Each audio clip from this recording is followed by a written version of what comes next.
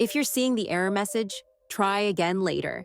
We restrict certain activity to protect our community guidelines on Instagram. Here's how you can fix it.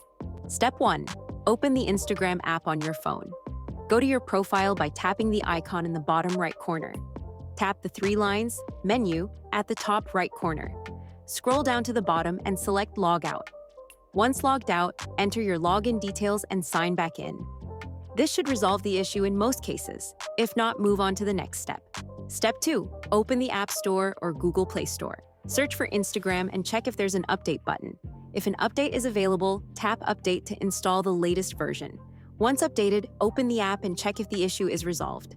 Step 3. If you're still facing the error after trying the above steps, you can report the issue to Instagram.